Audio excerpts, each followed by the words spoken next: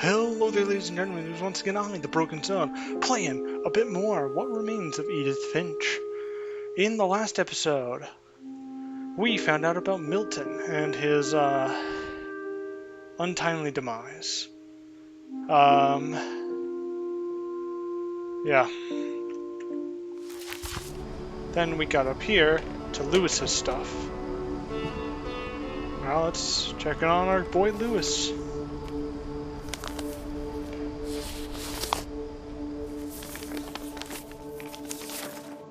Dear Mrs. Finch, as Lewis's psychiatrist, I can understand your desire for an explanation.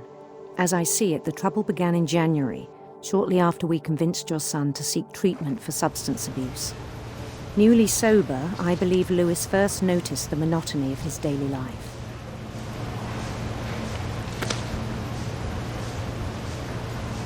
He kept working at the cannery, but he withdrew part of himself.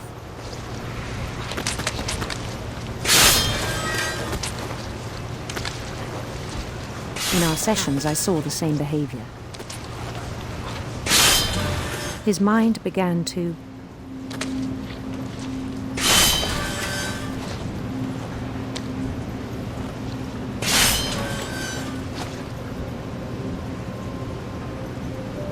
wander. Oh. I asked him to describe it.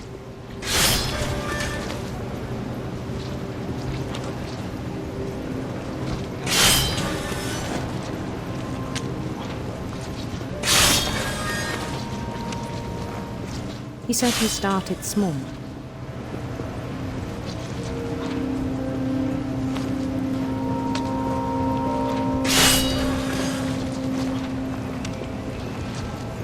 Imagining a labyrinth.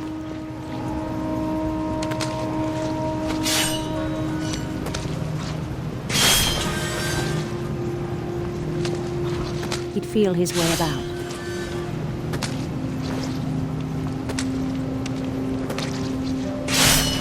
Then something moved.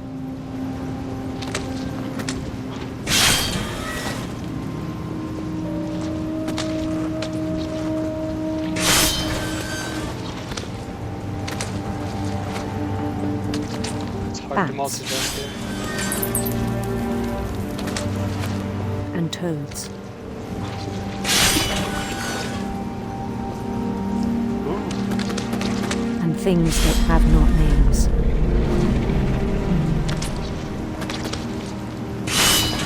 He knew it was all in his head.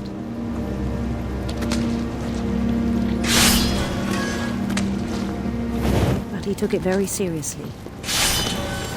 I had hoped he'd find himself.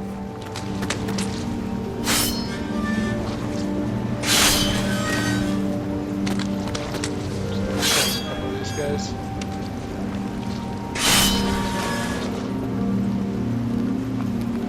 But he found something more. I worried about him then. Daydreaming at the cannery. I spoke with his boss.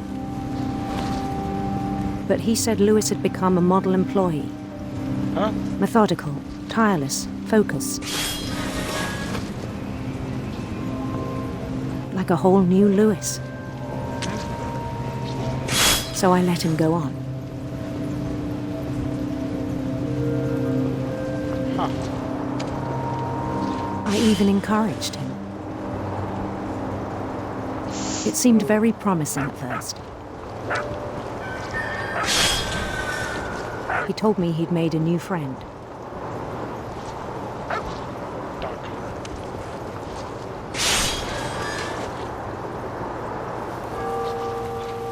On the edge of a city he named Lewis Topia. Hey. He built the city up slowly, brick by brick. Then he made musicians.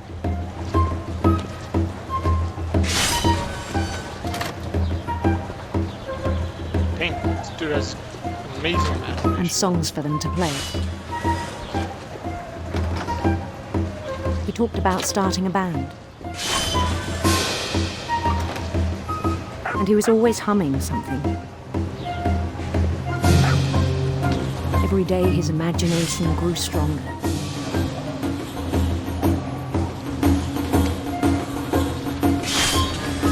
He no longer spoke at the cannery, but his chopping was as reliable as ever. Then one day it struck him that all the cheering crowds, even the stones under his feet,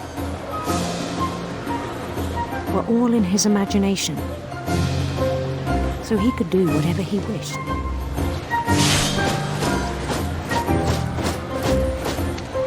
He held an election for mayor, and he won. They begged him to stay, but his mind was already wandering.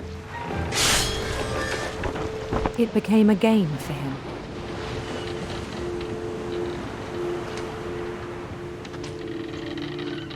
He'd conquer a city, then immediately push on.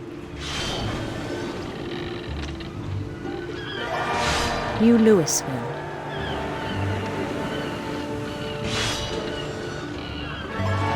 St. Louis. Hey. He started drifting away from our reality.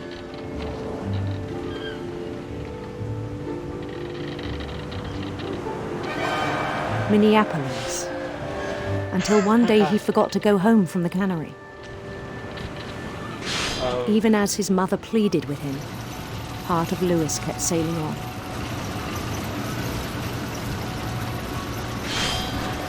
Well.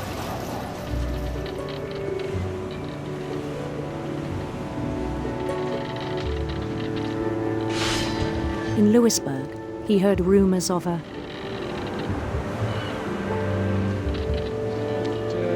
handsome queen.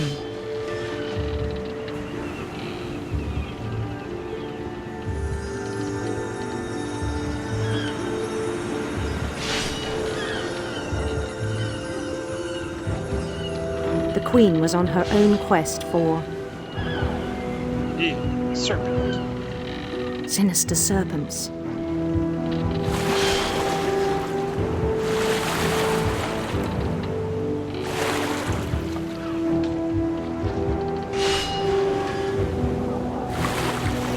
He followed the sound of her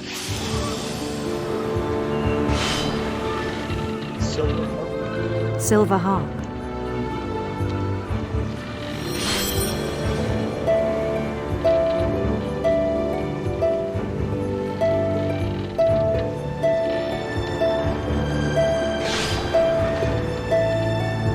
His chase led him to a golden palace east of the sun and west of the moon. Even then, his logic remained sound. He knew the world was all in his imagination.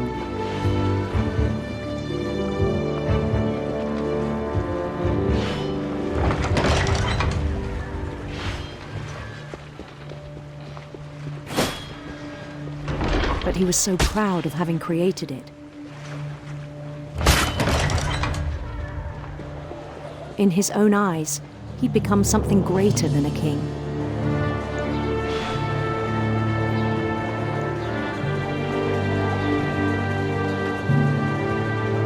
For someone who'd never known success in the real world, I think it was overwhelming.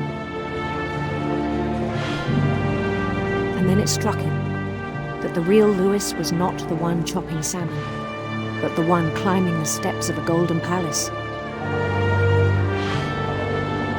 Oh dear. My imagination is as real as my body, he told me. It was hard to argue with him.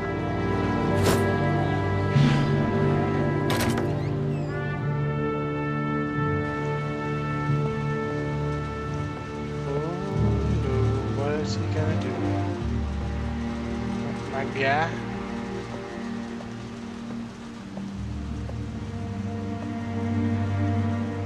To everybody, I have a body. He began to forget the world we know.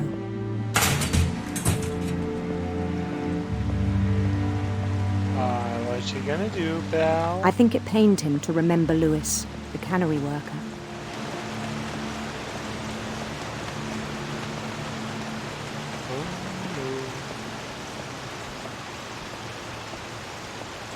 This is the incident that, He began to despise the man with a royal contempt. yeah, this is where we're gonna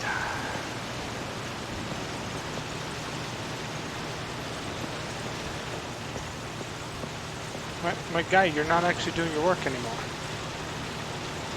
What are you doing? What are you doing?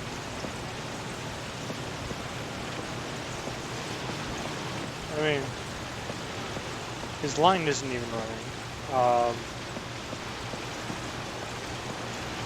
Yeah. Well, there's only one way to go. I still thought I could save him. Even after he said he was being crowned king over all the lands of wonder. The palace would be packed with his companions. Hey. Hey. Hey.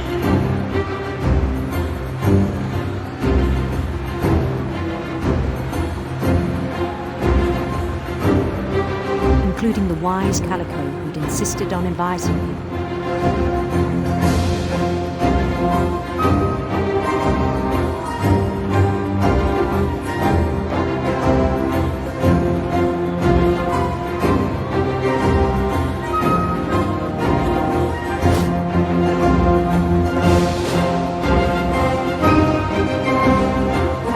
His queen waited, holding his crown.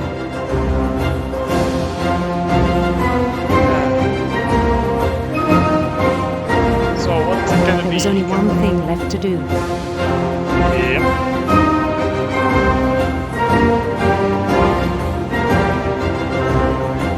Bend down his head. Bye.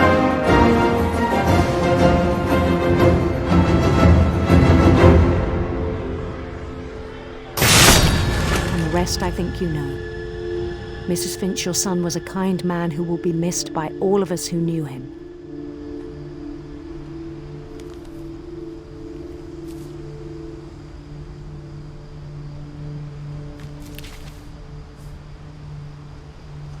My brother was really cool. I wish you could have met him.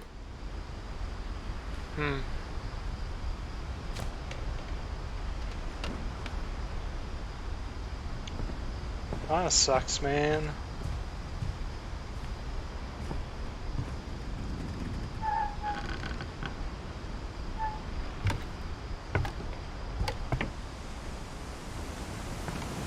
On the way back from Lewis's funeral, my mom told me to start packing.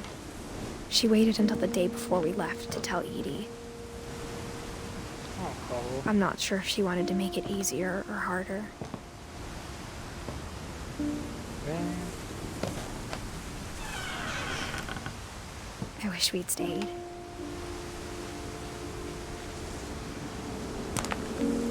But I understand why we left.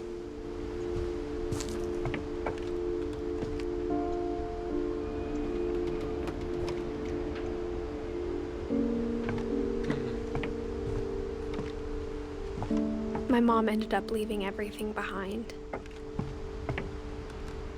Oh.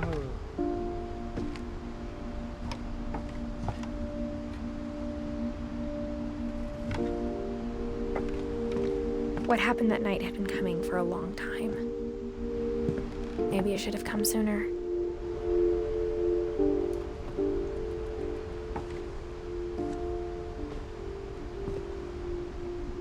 But it had to end one way or another. All that's left now is to tell you about that last night.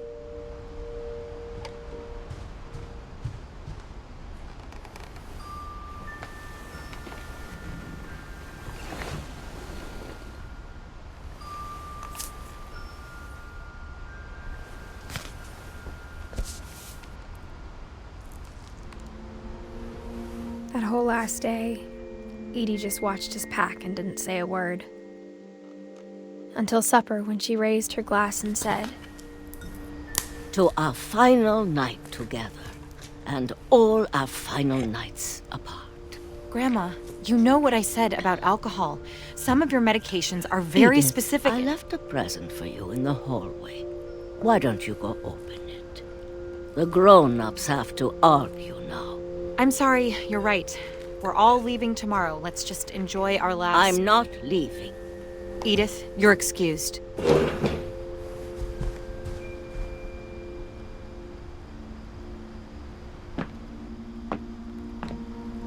The power had been shut off that morning, but Edie always had plenty of candles. When my mom sealed the library, I don't think she knew about the other entrance.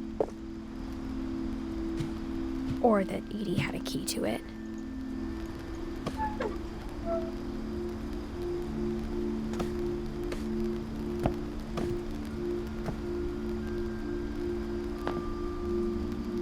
That thing you're afraid of isn't going to end when you leave the house. Edith has a right to know these stories. My children are dead because of your stories.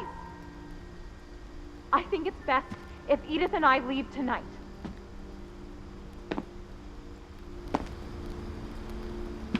We'll have the nursing home send a van for you in the morning, okay?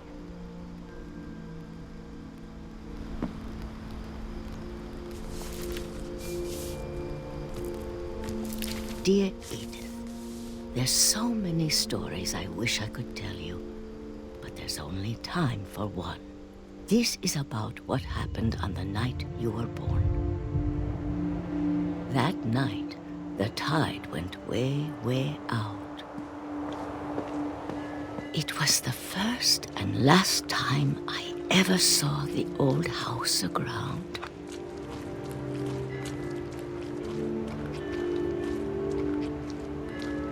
There'd been an earthquake out in the middle of the ocean. They called it the lowest tide in 1,000 years. God, it smelled awful. You know, I've seen that house every day of my life.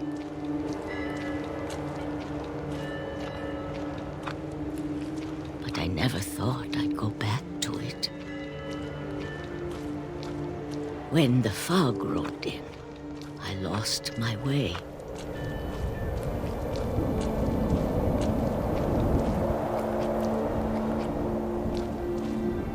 I got turned around.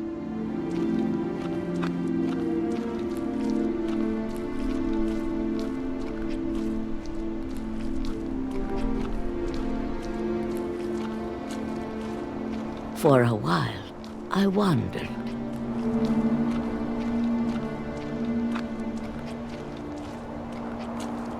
I started seeing things.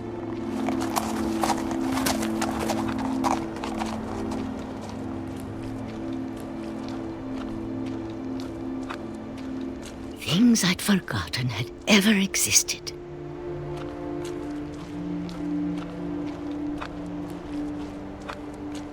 But when I saw them, they felt like old friends.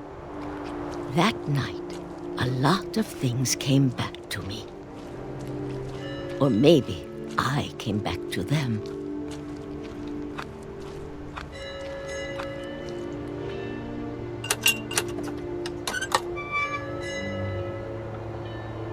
Things I can't explain, but that I need you to try and... Edith, what are you doing in here? It's mine. Edith! Mom, you're gonna rip it! Let go! I kicked and screamed, but Mom dragged me to the car. I never saw Great-Grandma Edie again. The next morning, the van came to pick her up, but she was already gone. After that, we moved around a lot.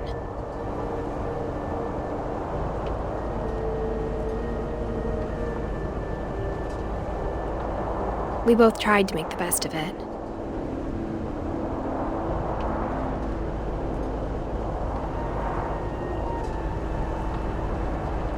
A few years went by.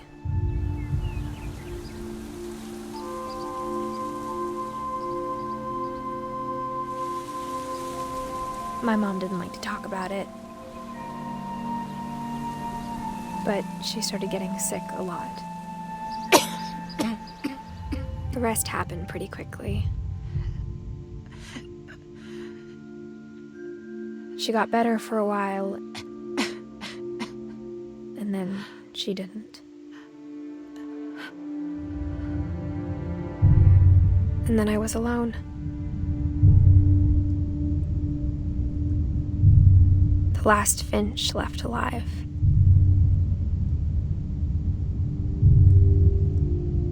Until I found out about you. I'm still not sure what to tell you about all this. If we lived forever, maybe we'd have time to understand things. But as it is, I think the best we can do is try to open our eyes. And appreciate how strange and brief all of this is. This journal was supposed to be for you. But now I hope you'll never see it. I just want to meet you and tell you all these stories myself. But I guess if you're reading this now, things didn't work out that way.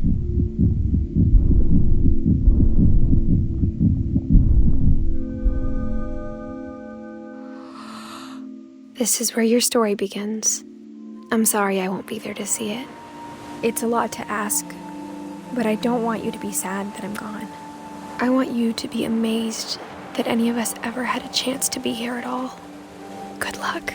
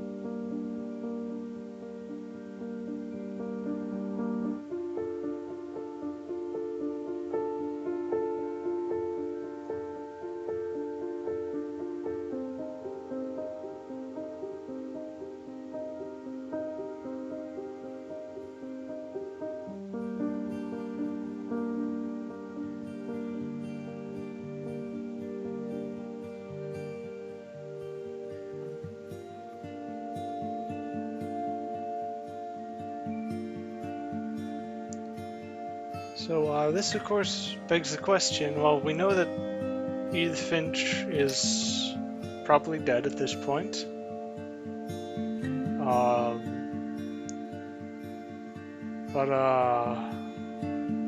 That begs the question, who exactly were we playing the entire time? Yeah. I mean, it's probably not Milton, because this seems like the first time he had been there.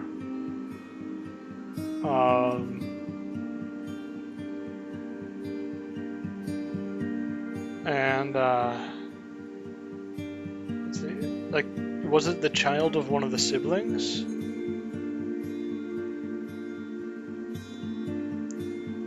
Or was it, Edith's child?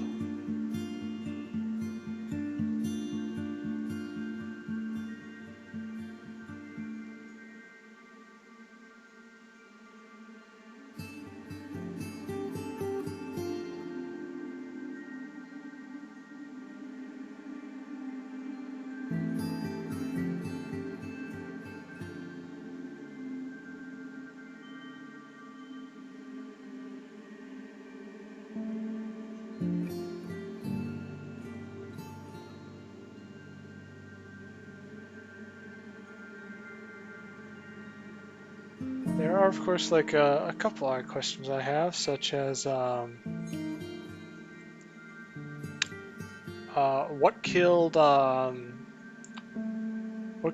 for the first girl we played as, Molly, I think her name was. What happened to her? It's like in the story, it was a monster under the bed that killed her and ate her. But was it like, was I correct in assuming that she died because of eating the holly berries? Or was it something else? For Barbara, well, I think it's fairly clear that she was killed by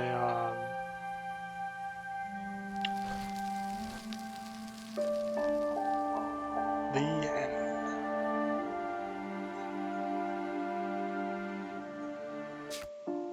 For Barbara, yeah, I think it was fairly. Alright, so let's see. It was Lewis, we know, chopped his own head off with the fish killing machine. Milton, let's see, how did Milton die?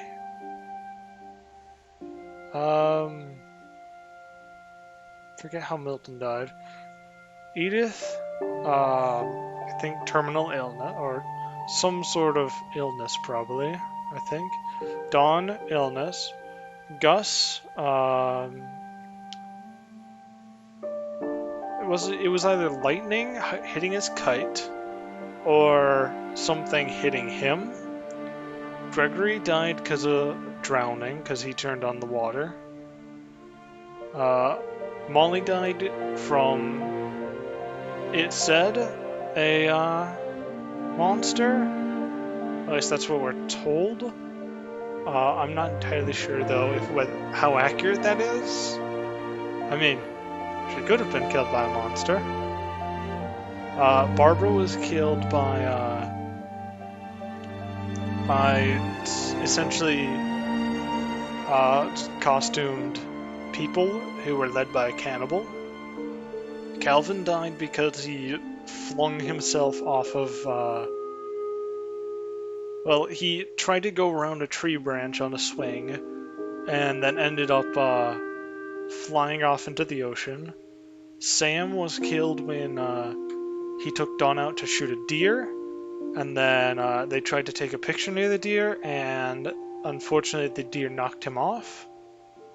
Walter died because, well, he actually lived under the house for years, and he decided one day that he was going to break down a wall and then get out because there was a train nearby, and all of a sudden the train had stopped coming for a week. So he broke down a wall to go out and do something, I guess, and ended up getting hit by the train when it came by. Edie, can't really tell. It was, as we know from the cutscene, it was either when the van came, she was gone, but I can't tell if that was she was mentally gone, she was dead, or she was like actually just straight up, she just left and went somewhere. My bet is that she ended up dying. Odin? I don't really know how Odin died. But yeah, Sanjay died in some unspecified way, which is why Lewis, Milton, Edith, and Dawn ended up at the Finch House. And then Kay left Sam after Gregory died. Ingeborg died before Odin ever even went to America or wherever this takes place. Sven. How did Sven die? I don't remember how Sven died. But anyway. Yeah, pretty good game. Of course, not much gameplay to it, but hey, gameplay was actually quite fun when there was gameplay. I think the story was pretty good. Of course, again, there are, especially with the ending, there are some unanswered questions, such as who exactly was the protagonist of the game? Who was the one who was given Edith's journal and who put flowers at her grave at the end? Was that person a child of Lewis, Milton, or Edith? Or was it just like, turns out that somebody ended up surviving and ended up having a child? But anyway, yeah, as usual, I don't actually have an outro. All I can tell you is, take care, have a good day, goodbye.